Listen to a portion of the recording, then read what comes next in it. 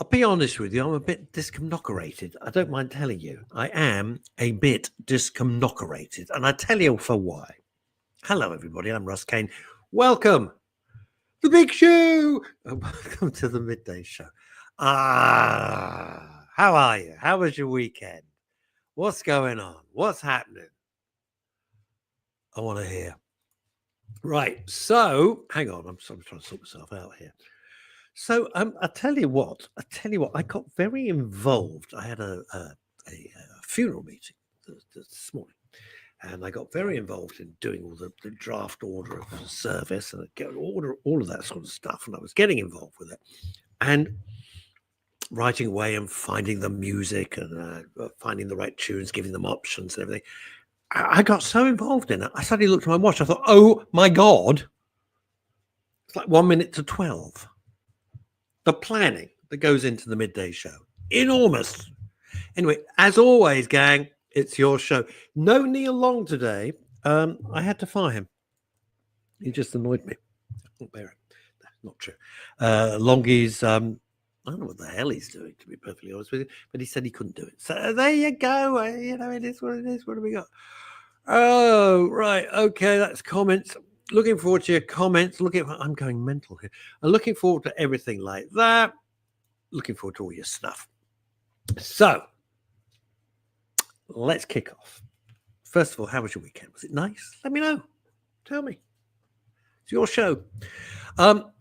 Did you watch the BAFTAs? Now, as you know, we have Chantal Ricard's OBE. Grand Pack. Well, we'll start in order. Robert Van Buren, RVB. As apparently he is called. Hello, Robert. Horologist to the stars. Okay. Graham, you're a brave man. You're a foolish man. I put my big pants on yesterday. I went to see the new Bridget Jones film. You couldn't drag me to it. You couldn't drag me to it. Anytime I am asked, would you like to go to the cinema? Oh, what? I say inquiringly, pretending I'm interested. Would you like to go and see the new Bridget Jones film? No, I'd rather hammer a masonry nail into my skull. Was it quite good? Was it all right? Cheers, everybody. Look at these. Got these little devils. It's still got, so long ago when the kids were little, we borrowed a house from some people in Antibes. And they had this little market down by Antibes. Sweet. Little cups there. Hang on. What have we got here? Mark Elvis Hampson. Good afternoon, Russ. I'm watching Liz, reading the news on my radio station. Okay. 1 million interstellar objects, each larger than the Statue of Liberty, may lurk in the outer solar system. I have no idea what the hell that means, but it just comes on my newsfeed. Right. Oh, God. Right. Okay. So, no, I don't want to go and see the Bridget Jones film. I'm not thrilled about that. I'm sorry Neil's not here because we like his chirpy optimism. Did you watch the BAFTAs? As I was saying, I know that every Friday we have the wonderful and fragrant Chantal Ricard's OBE. And of course, she was former CEO of BAFTA Los Angeles. So she knows, I can't sit through those award shows. I can't sit through them. Can you? Do you like them? It's purgatory. And I have to say, I'm just going to say it, all right? It may be an unpopular thing to say, but good God, look at this. I've not had a television for 21 years now. So, Mark, wow. That is fascinating. You've not had a television for 21 years. You know, the Beatles broke up, by the way. Did you know that? So, just radio, or you read books, don't like the television, never enjoyed it? What's the deal? Is Longie still recovering from the effects of his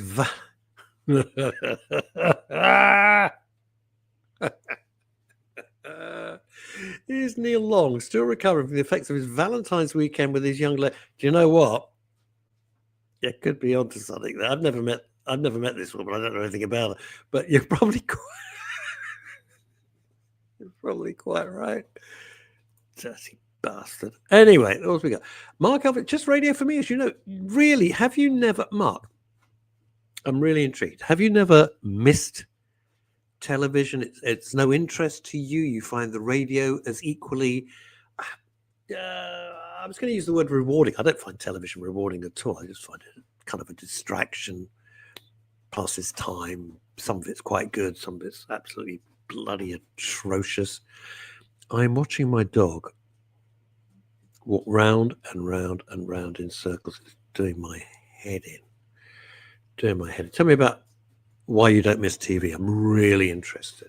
Anybody else not got a TV? I don't think so. It's part of everyone's. All right. I'll go back to the BAFTAs in a second, but this is how my mind works. It's like a firework display inside my head. Not always good. So Ebony, who you know is the center of the universe, will be next week? This week on the 20th. She'll be 16. And obviously she's old and decrepit. That's why we're so close. Old and decrepit and tired.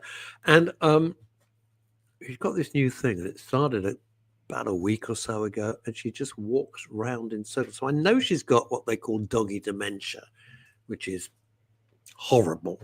All right, I know she's got doggy dementia. Or she's playing everybody for a fool and pretending she doesn't know that she's eaten. Because I think she knows she's eaten. Okay. But she walks round and I got hold of a dog expert today, sent an email and said, I don't know what to do. So I normally just pick her up and give her a cuddle and everything, and then she usually falls asleep on my shoulder. So that's what I'm trying to do to break this pattern. But I'm watching her now, just going spinning around. Not spinning, but walking around. I don't know what the hell. It's horrible.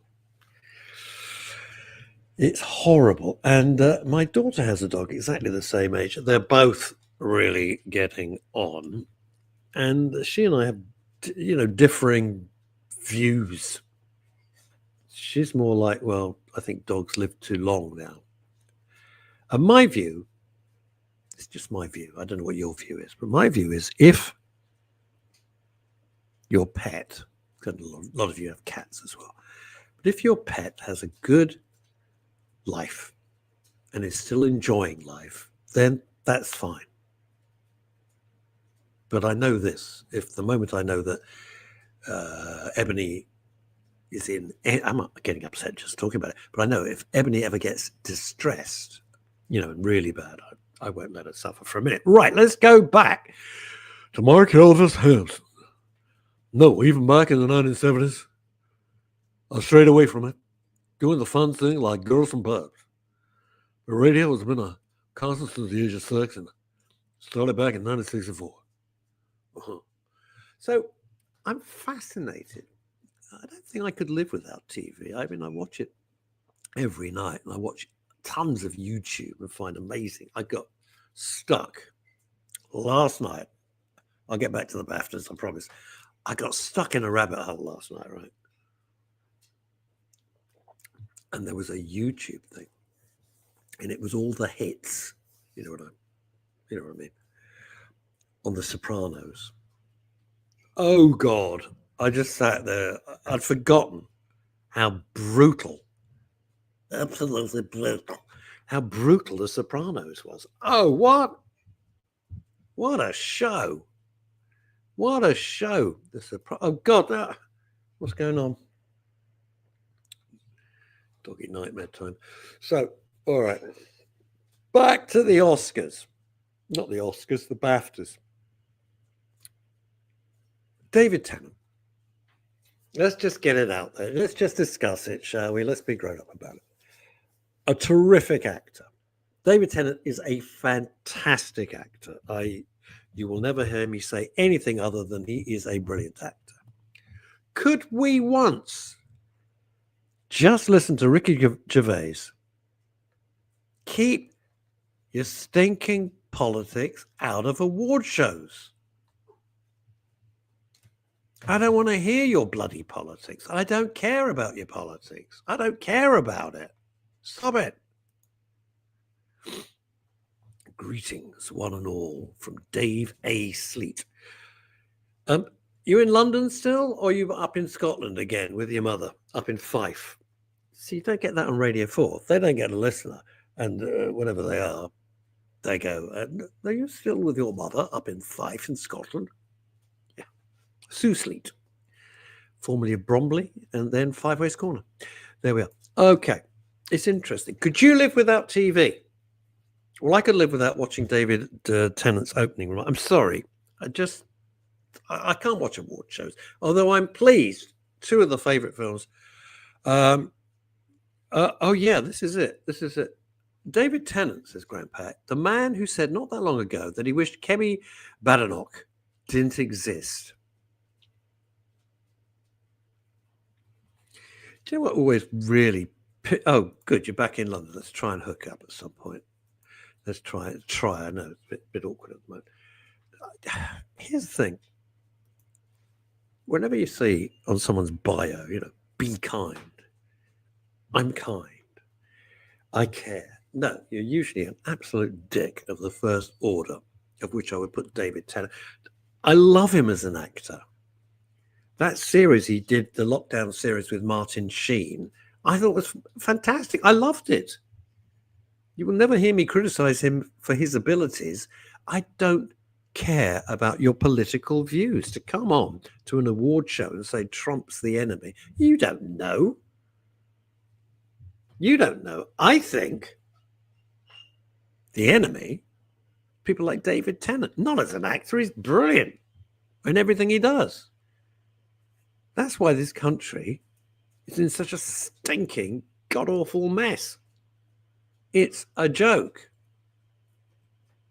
So to start an award thing when you're there for creative excellence and just bang on about Donald Trump, got a choice, Donald Trump or Keir Starmer and his gang of clueless clowns. It's not much of a choice. Not much of a choice. I keep saying this, do I think Trump's a nice guy? Probably not. Do I think he's probably the best choice for America out of the two? Yeah, probably. Probably. And I love it. When J.D. Vance, said what he said about Europe and Britain, I love the way all the Europeans, with all their snouts in the trough, got really upset. Of course they got upset. Yeah, Julie Voice, formerly of Houston, Texas, now of Guildford, Surrey. Hi, Russ, but he looks mighty fine in a kilt. He's a handsome fellow. He's a hugely, ridiculously talented fellow. Yes, he looks marvelous in a kilt. All of those things. I just don't want to hear him spewing his invective. He's entitled to his opinion. Do it at the dinner table, matey. Do it with your pals. Don't take up time at an award ceremony. What is this bullshit that all these actors who are paid fortunes, especially in America, what is this bullshit that they just think it's their platform to go on about Gaza, places they've never been? I prefer J.D. Vance to J.D. Wetherspoons. You're more likely to find a toilet nearer J.D. Vance than you would in Wetherspoons. Just what I'm saying. Why do they think that we want to hear their views? Mark Ruffalo. I won't sit through a Mark Ruffalo. There's a load of people now. People say, oh, would you go and see their film? No, I won't. There's an ad campaign featuring, what's the Spanish, Penelope Cruz. They're pushing this ad campaign for an airline. I can't even tell you what airline it is, to be honest. That's how good the thing is. And she sits there looking all gorgeous, stroking the seat. Woo! Stroking the seat a little more. Woo! And she does all that. Beautiful woman. Very good actress. I hate her politics. Her husband, Xavier Bardem, fantastic actor. Love his performances. Hate his politics. So I suppose as an individual, they're entitled to their views. Of course they are. But I'm entitled to say, do I want to pay money and go and see them in the cinema? And the answer is no, I don't. And it's very difficult that we're being pushed into a situation whereby you can't discern between the politics that they represent and the people they're pretending to be on screen. Or maybe it doesn't bother you. You think, oh, sod it, I don't care. I mean, David Tennant, as I said, a brilliant actor, but he just talks crap. Graham Pack, what have we got? Is it for Airwoke? Oh, I see. Ha ha ha ha ha. No, of course. I think actually it's for Emirates. Is it Emirates? I think it's Emirates. I think that's what it is. Do you have people apart from me that you look at and you go, yeah, I like you for doing X, Y, and Z, but I think you're an idiot or I really loathe what you're saying about other stuff? Do you have people like that? Not just people when you're you're watching TV and you think, I can't watch you. I can't watch you. Dancing on Ice. Those two presenters. This is shocking to say. I can't watch them. I just can't. Philip Harling. Hello. Hello, Philip. Thanks for joining in on all the craziness today. My wife usually says that about me. Well, I've run into you a couple of times by pure chance. And so, Mrs. Pack, you're very brave. I'll give you that. Poor Mrs. Pack. Yeah. Are there people that you just can't watch? The top of my list is probably Keith Lemon. I know he's an actor. I know his name's Lee Francis. I know it's a thing, but I can't. I can't give it 10 seconds of 10 seconds. Jonathan Ross. Can't watch Jonathan Ross. I just can't. I'm sure he's a perfectly nice fellow, or not. I don't know. I've met him a few times, but I can't. I can't watch him. I don't like chat shows. And then on the other side, people I think are fantastic. Michael McIntyre, that show he does, the shows he does, they're so full of joy. They're so happy. They're fun. They put you in a jolly mood. I think he's got that touch. Alan Carr, I think, is terrific. A lot of people can't Alan Titchmarsh. Yeah. Oh, thank you so much, Brian. Well, Brian's got a troubled dog, so we went down to see what we could do. Hello, Brian. Tell us about your dog. Alan Titchmarsh. He doesn't bother me that much. Here we go. Philip Harling. Love watching snooker. Can't stand watching or hearing Sean Murphy. I never watch snooker, so I'm going to be honest here. I can't bluff my way through. I have no idea who Sean Murphy is. Explain. Is he a commentator? Was he a famous snooker player? Get to the end of the queue. Thank you very much. I'm here. It's interesting. Who is the people on TV that you can't watch? I just find it very interesting. I tell you, probably at the top of my list. Got to be careful these days. Don't want to get arrested by Starmer, do we? Or the Hamas propaganda company known as the BBC. But that woman on Breakfast News, or whatever the show's called, on the BBC, the one with the very short hair. Oh, Nana Muscuri. I don't know what her name is. Do you know the one I mean? Do you know the lady I mean? Very short hair. Always looks pissed off. She looks pissed off, superior, and doing you a favour. I can't watch 10 seconds of the woman. Now, the guy on the BBC News with the beard, fantastic. He's got a real way that comes through the camera lens, comes onto your screen. Yeah, that's the one. I don't know how you pronounce it. I'm not even going to. Naga something. Is it? It's not that, is it? But whatever it is. Right. Going back to Sean Murphy, he's a very good snooker player, but an awful commentator. All right, somebody else on my list who I've met. It was perfectly nice to me when we met, I have to say. did a charity thing together. Gary Lineker, because I hate Gary Lineker's views and how he's paid a fortune. Well, you're paying for it with your BBC license fee. Okay, fair enough. Paying a fortune. But his views are, I thought he was meant to be impartial or a sports commentator. I'm sure he's very, very good. There we go. Philip Harling. Can't stand Naga. Is it? I don't know. Bloody hell. I've no idea. It's something unpronounceable for me. I don't want to get it wrong because that sounds rude. But I just can't watch her. I can't watch her. Stephen Mulhern. When my mate Hillary was in Panto, Stephen was in the cast as well. We all went to the pub afterwards. Perfectly nice. I can't watch him. He was very good in the Panto. I mean, I'm not being sarcastic. He was very good in the Panto. I can't watch him perform. He's on like everything. You think, again? Blimey. People sort of moan about, and I think are great, Claire Balding. I love Claire Balding. I think she's terrific.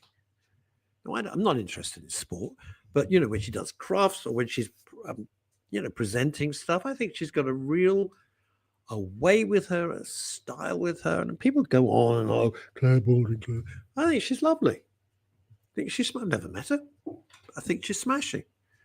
So it's not just like you hate everybody, but there's some people that come on the screen. It's like, oh God, what the hell?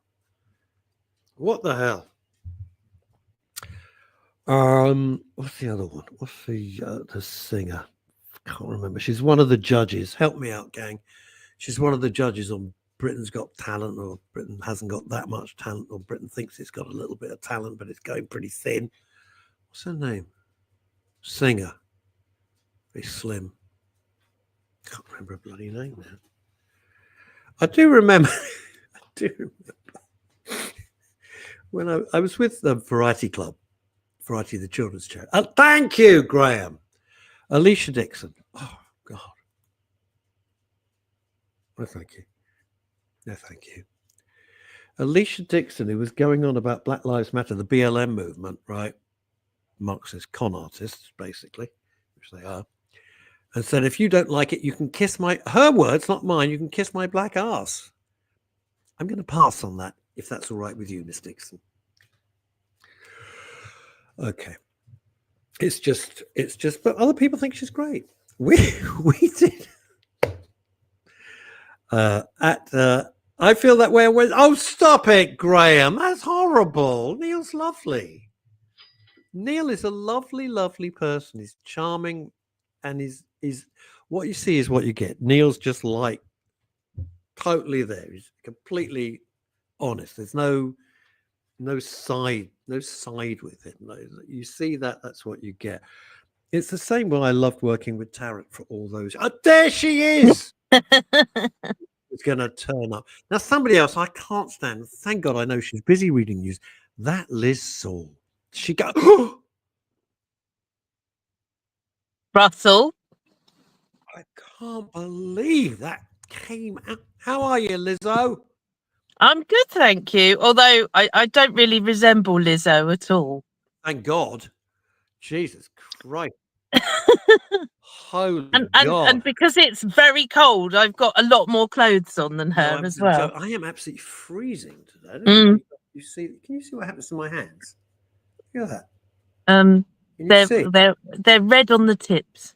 I don't know what that means. Probably means I'm going to drop dead in half an hour or something. But no, you just have to rub them like this together. And then make a wish. That's it. Watch all the money come in. Sparks come out my backside.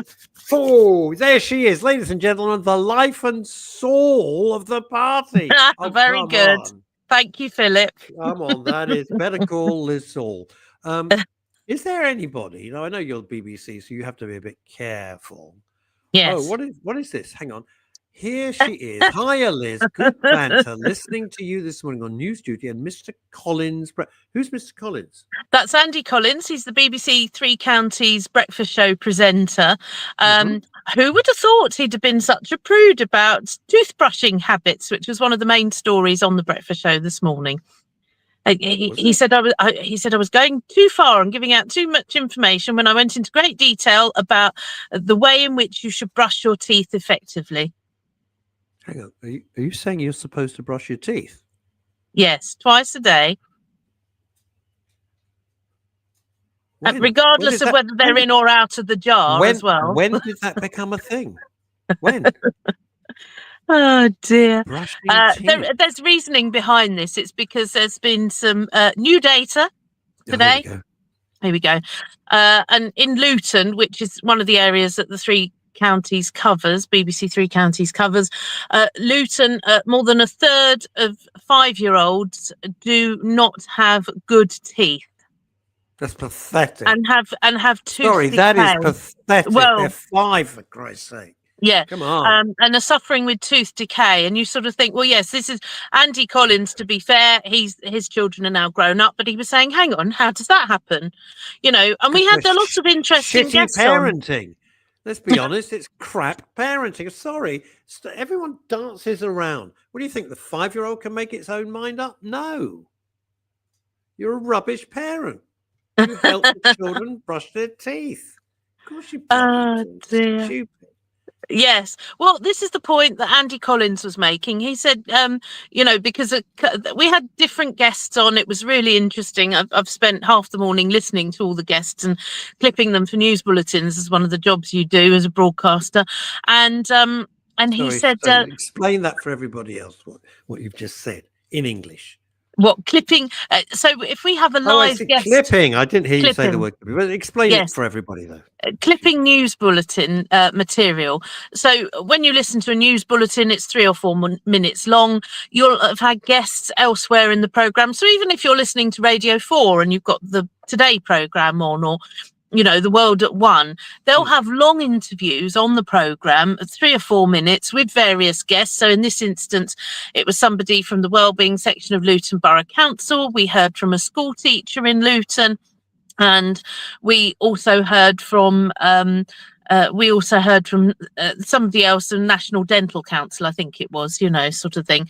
And and so then you listen to those 3 or 4 minute 4 minute interviews, and you want to clip them for the news bulletin. So it means you take a section of about 15 seconds of a soundbite, a succinct point, a soundbite exactly that they say, and then you can use it in the next news bulletin. So it all helps. So what's happened here is that every media trainer gets hold of these ghastly politicians, huge swathes of which should be in prison. I have no doubt. Should be in prison. Well, something that Andy Collins mentioned during the course of conducting these interviews with people is he said to the teacher, he says, I know it's not your fault, because this teacher was saying they have a toothbrushing program in the school.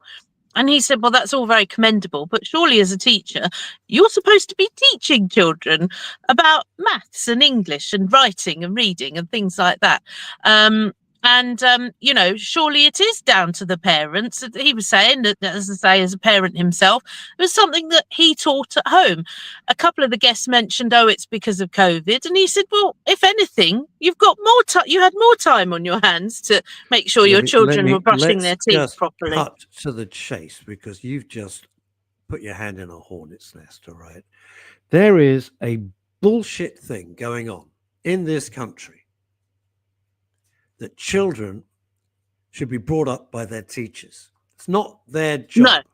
No. The teacher's job, let's be clear, the teacher's job is to educate your children. The teacher's job is not to teach them basic hygiene. That should be you. You're the parent. If you can't do it, you shouldn't have had a child in the first bloody place. It is laziness. But this is it. Sloppiness, and it goes back to this bloody thing which runs right through the country. It's never my fault. It's always somebody else's fault. No, it's your fault. You're a rubbish parent. Take your child into the bathroom. Teach them how to clean their teeth. It's not that tricky. I remember by the time that I went to even nursery school, is that I could read basic things. I knew my ABC. I knew my numbers. I could brush my teeth. You know. I This could is do just various. I could laziness. swim. By the time I was 4, I could swim. There are people I know who are adults who can't swim very well, and I Well, really well, think some that. people are terrified. Hang on, some people are terrified of water. They're just Oh yes, terrified I of it. get That's fair that. enough. And actually, as somebody I work with at the BBC, he couldn't swim at all, but he was like, "Do you know what? I'm going to give it a go." 2 people thinking about it, and we did this. You may recall I did this Yeah, the raising money swimming for thing. Yeah, you were Pudsey. brilliant. You were excellent with that. Well done But there you. were people who did the initiative with us who couldn't swim, but they're like, do you know what? I'm going to do at least a length for charity. I'm going to learn to swim as well, because supposing you happen to, it's yes, there are people who are terrified of all sorts of things, not least water. But if you fell in, you want to be able to know what to do. It's an extraordinary thing, and why don't governments simply say, do you know what? Stop blaming the nursery school teachers or the primary school teachers. Stop it. It's your job. It's your job. You elected to have children. I know that's a sweeping statement, but you elected to have a child or children. And if you don't have the brains or the care or the capacity to even teach them to clean their teeth, what kind of person are you? Oh, we'll let the school deal with it. No, you deal with it. You bloody deal with it. Look at this. I haven't had time to read this, but I've put it up a few times from Graham. My daughter did a stint as an anaesthetist at Luton Hospital during her training. There were regular surgeries for removing children's teeth as a result of negligent parents. They're negligent. One of the or stupid or both. I don't know which it is. well, also there was a thing that was mentioned during the course of our interviews. Speaking of Luton, is that the Luton Borough Council representative was saying that Luton has a lot of deprived areas in it, and that generally doesn't help either. So yes, you could argue, you might say that the parents are being negligent, but equally they might not be able to keep buying toothbrushes and things like that. And the chap from the Dental Council, I think it was saying that he lives in Birmingham and there's fluoride in the water. There's other reasons, not just that parents need to do their due diligence. Of course, there's fluoride. There's all sorts of things in the water. We had guests who were like the head honcho from Thames Water was one of the guests from back when we had the studio a million years ago, and he was saying that the number of levels of care that the water goes through in the filtration and this, that, and the other. I'm sure he seemed like a decent guy. Who the heck knows? Look at this from Dave Sleep. Early years nursery units are reporting more children arriving still in nappies and no basic vocabulary. Well, one has to ask.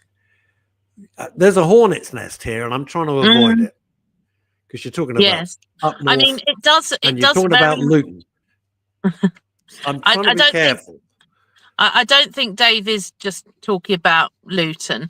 Equally, what I would say is that depending these days what age the child goes to a nursery school, because of parents who have to go back to work and things like that, there are nurseries that will take children before they've been potty trained or before they've got full vocabulary, only because the parents have got to go back to work in order to pay for the various things like nappies and toothbrushes and whatever.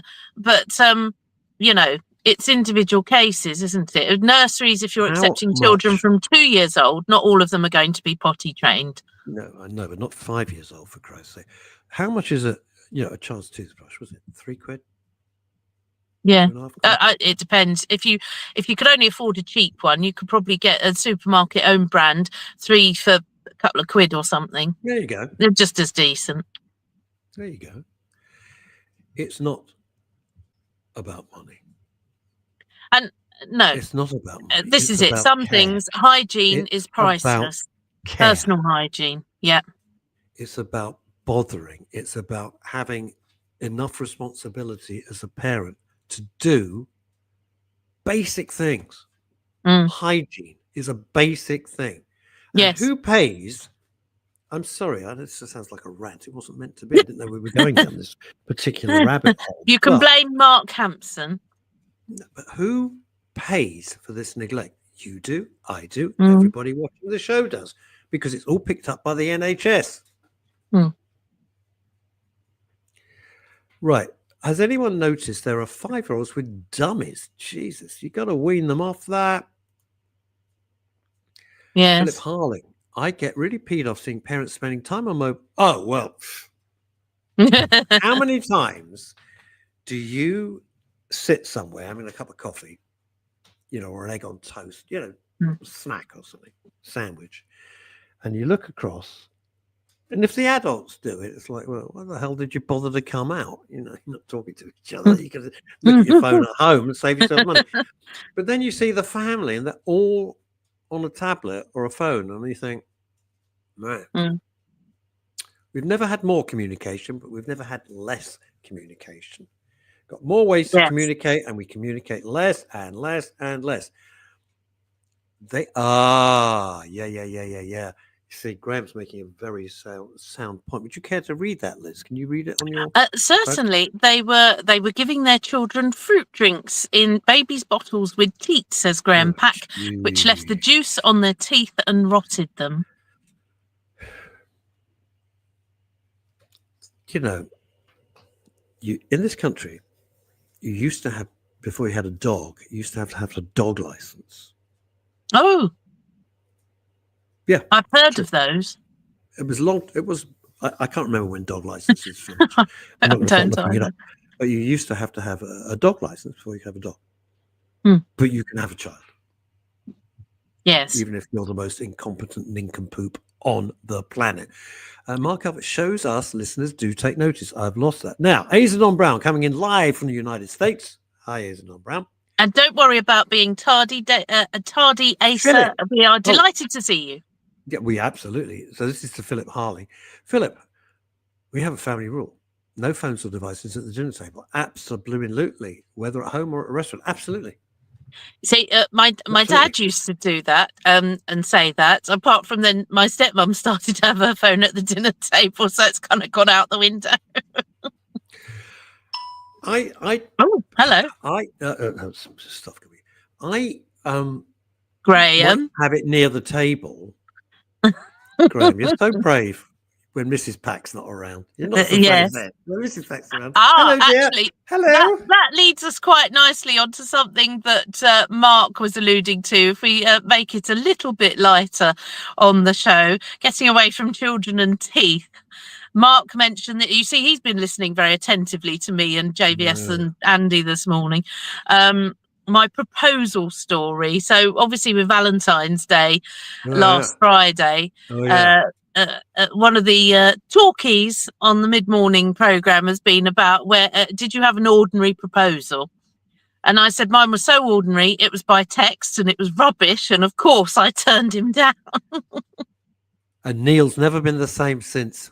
It was not Neil. I know it wasn't Neil. For God's sake.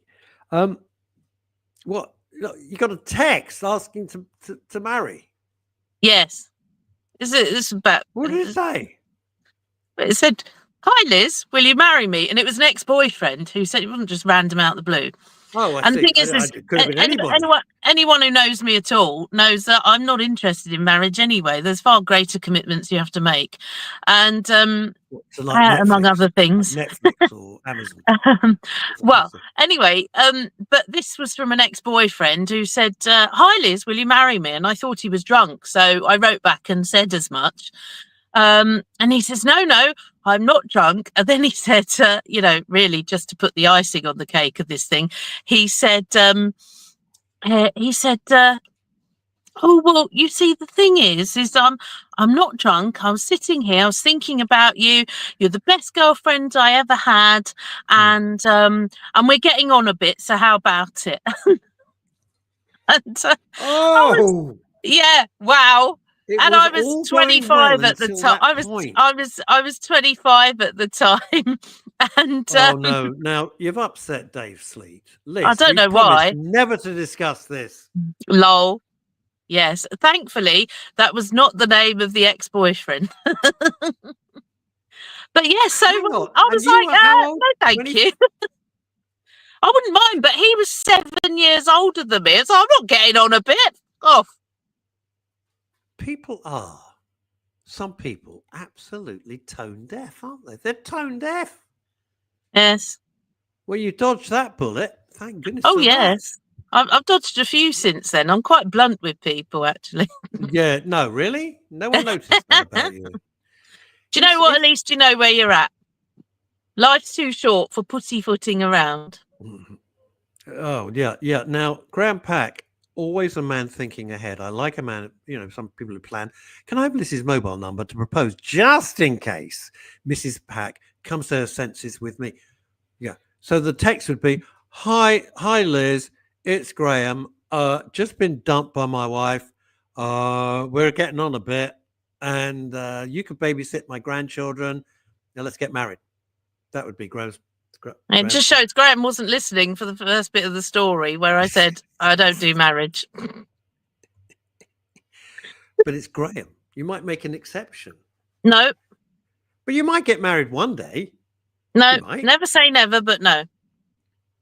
I said to one ex-boyfriend, but yes, I can.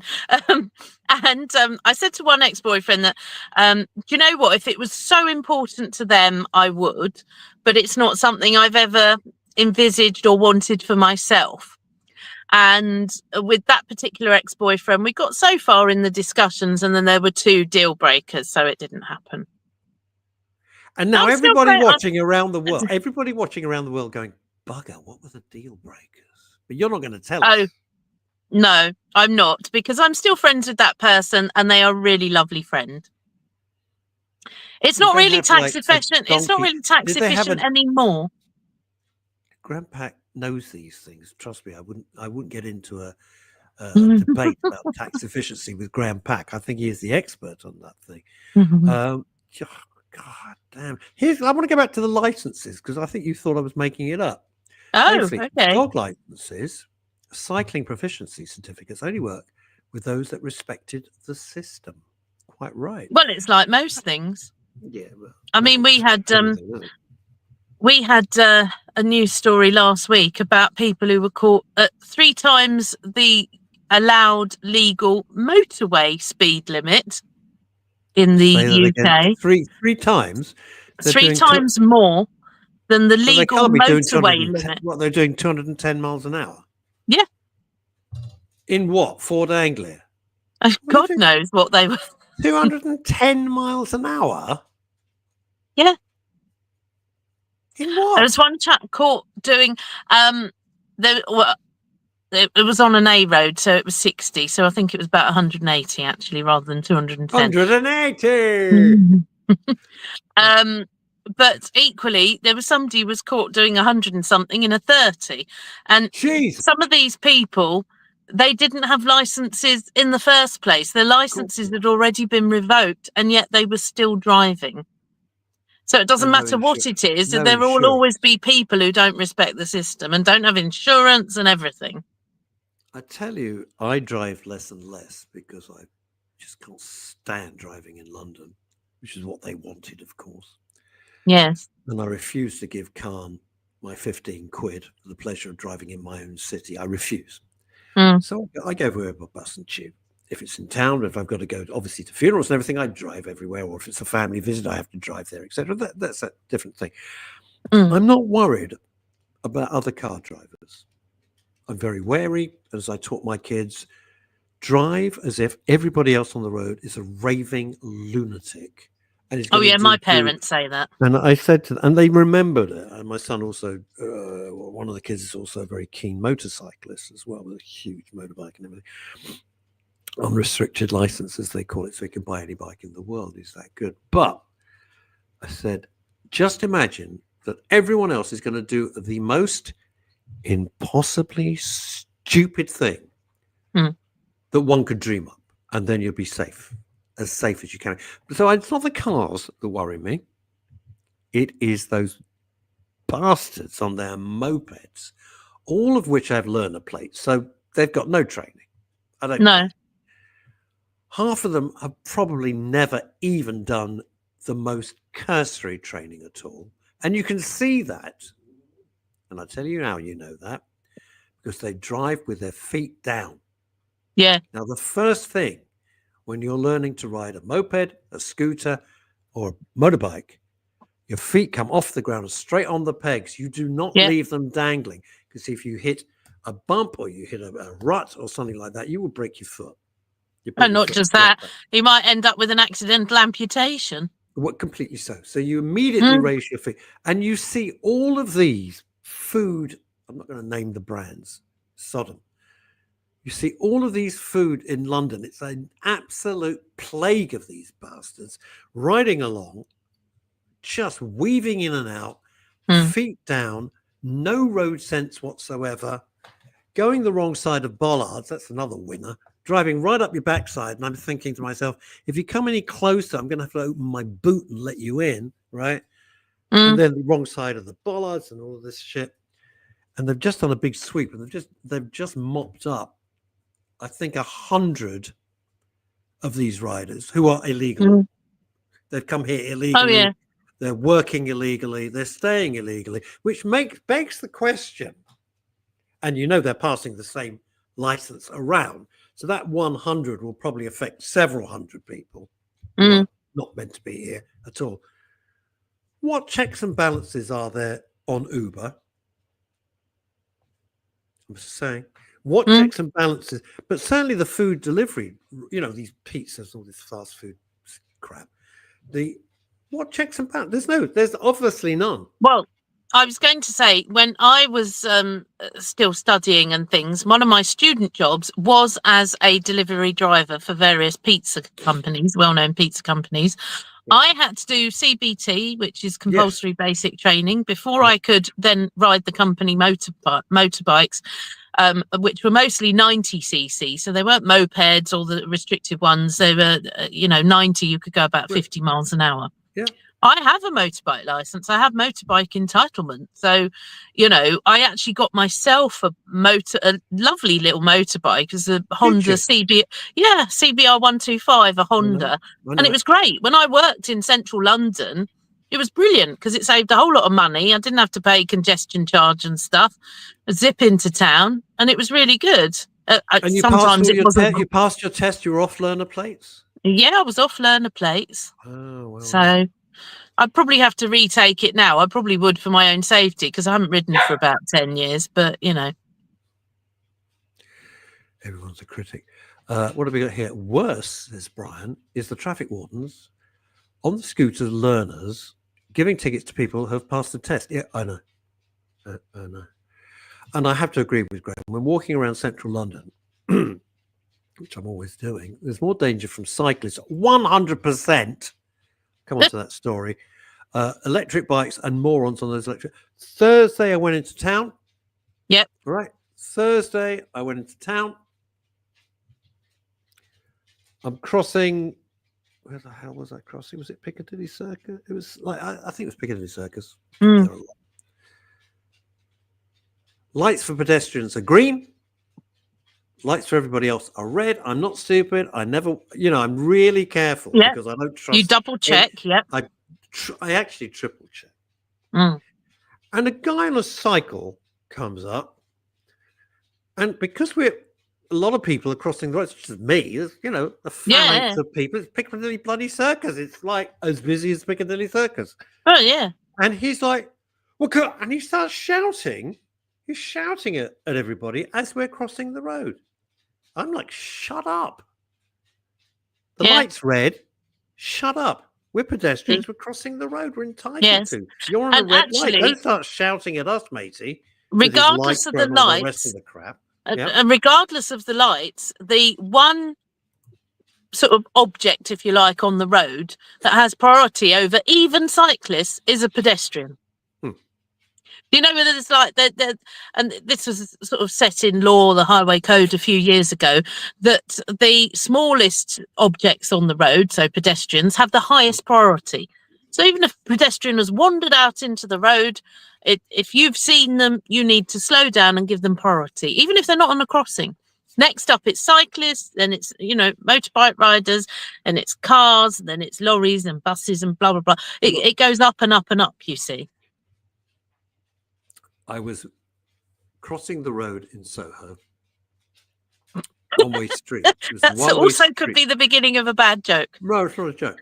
And it's a one-way street, so I'm carefully looking in the direction from which the traffic is legally obliged to come. Yeah? Yes. Yep. And some Makes sense prat so far. on a cyclist comes zooming up the wrong way up the wrong way. Oh, dear God. And yells at me to watch where I'm going. I've got to watch where I'm going. I'm crossing the road and looking in the correct direction where all the traffic. He is going illegally up the wrong way street, the wrong direction, and he's yelling at me.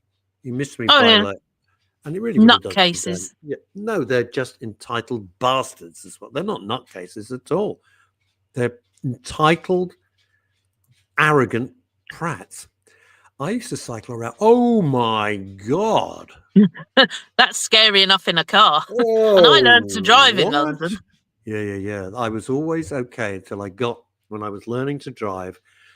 And after I passed my test when I was like 17, Marble Arch, oh God, Hyde Park Corner, oh dear God. Yes. Hyde Park Corner to this day is a free-for-all of the worst order. Oh, do you know what's worse, actually? I have travelled around a place that is worse than that, and you really think I'm taking my life in my hands doing this? The Arc de Triomphe in Paris. Oh, I couldn't do that.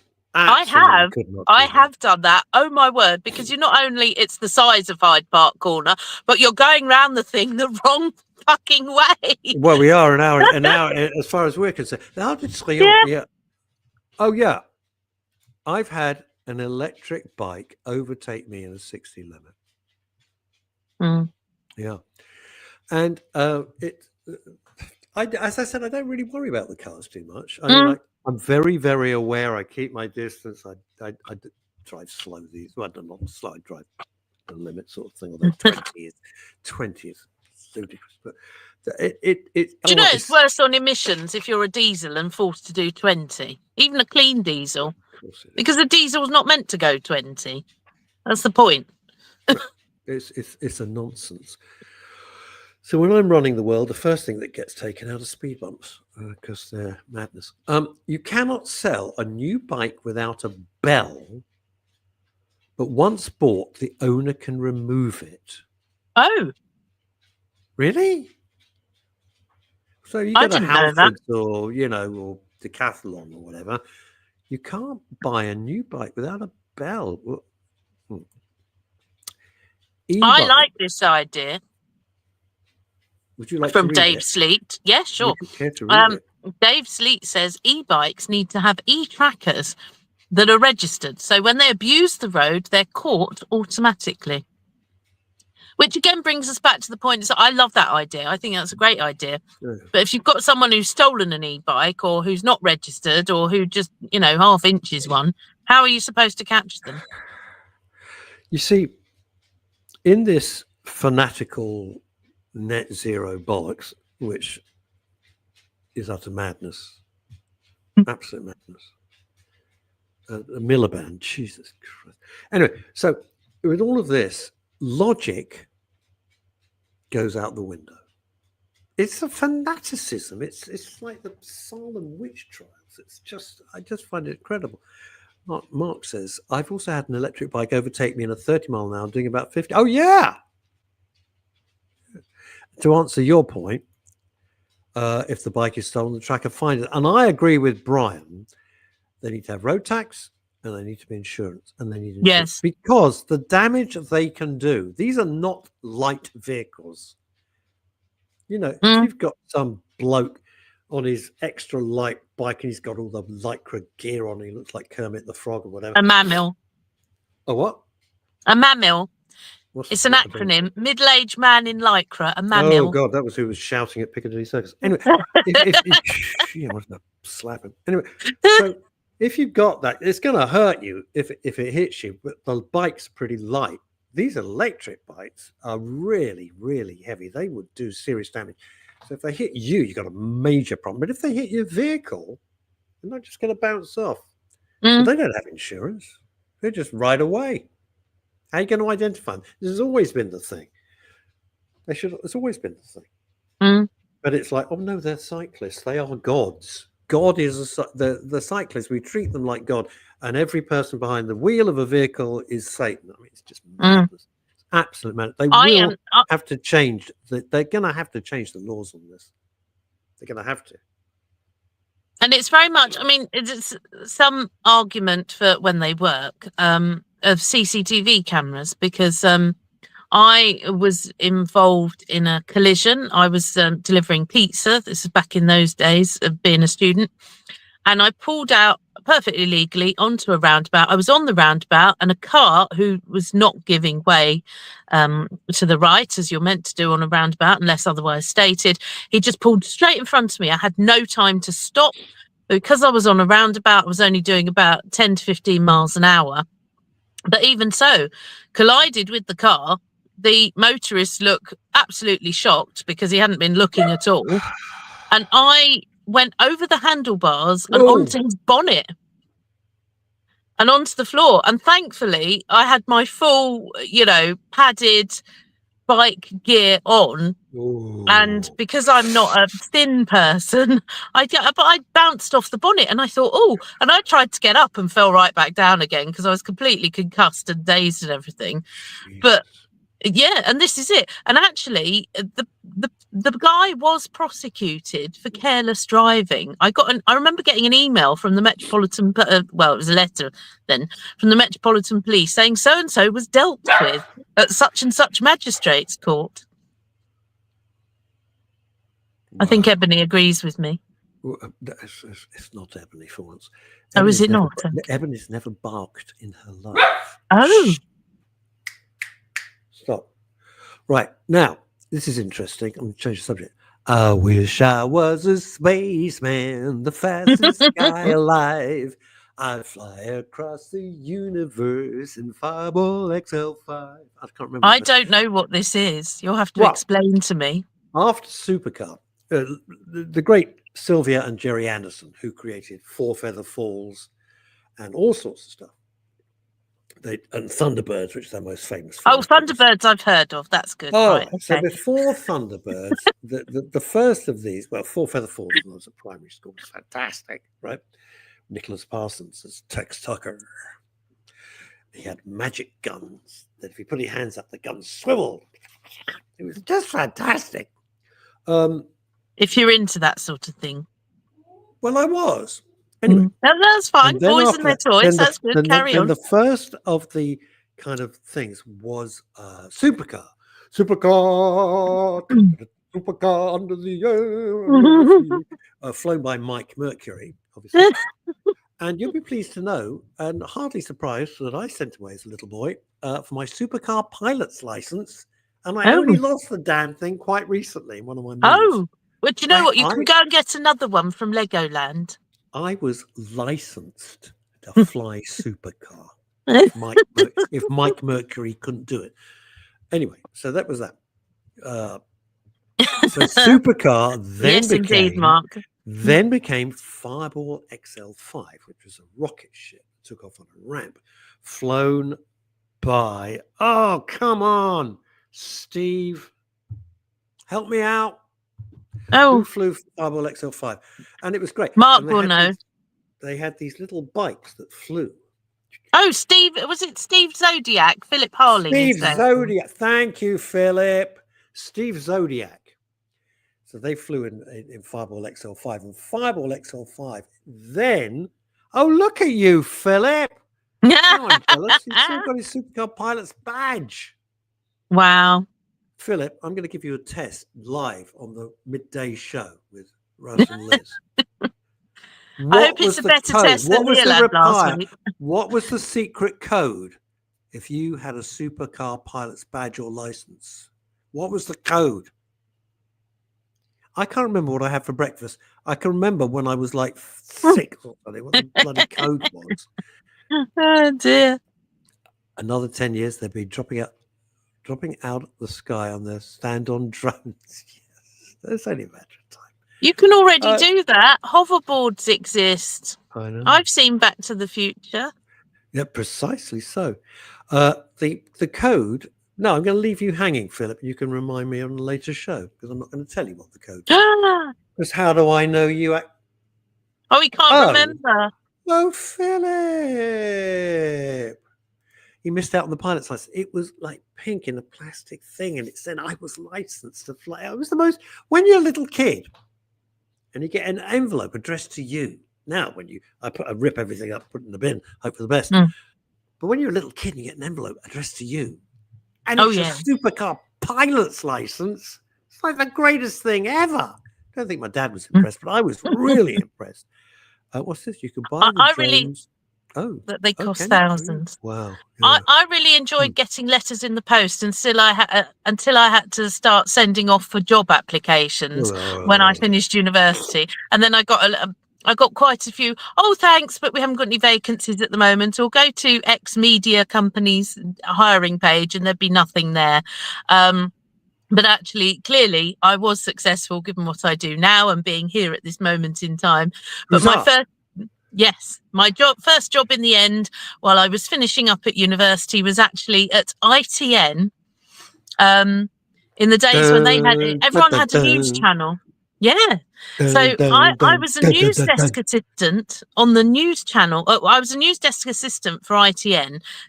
So covering all sorts of news they provided, which was not just on Channel 3, but also on Channel 5 at the time. But one of the other random things you did as the news desk assistant was to voice, record and read out the weather on the news channel. So I was terribly excited. My first job out of uni, and I said to Mum, put on the ITN news channel. I'm about to read the weather. And I think it was Julia Somerville who was presenting, who was the news anchor. Somerville. It's Liz Saul with the weather. Like, she was my best friend, you know. Hello, Liz. Talking about hello, Miss Somerville. Oh, no, it was fine. It was pre-recorded. But, you know, it was just the way that, you know, the theatre of radio and television is brilliant. Look at this. This is a lovely comment to end with. My dad started his BBC career in 1955 on outside broadcasts. Oh. What is this? What is this? Tell them all Mum haunts it. I don't know. I don't know what that means. Tell them all Mum haunts it. Nope, lost me, Brian. Oh, sorry, wrong post, he says. Oh, sorry, wrong post. Oh dear. Oh dear. That could have been to his accountant. We don't know. Mark, that's a lovely memory of your dad, though, in 1955. Yeah. What did he do on the OBs? Was he an engineer? Yeah. That's what I'd want to know. Anyway. I'm very geeky like that. There's so many technical things. Even as my job as a broadcast journalist, there's so many technical things that you need to know when you go and sit in the studio and do your bulletins and things. It's very, very clever, and I feel fortunate. You're clever. Well, they don't let me. My first job, I get to do the full desk driving experience, and they're quite glad of me. So I couldn't have anything more terrifying.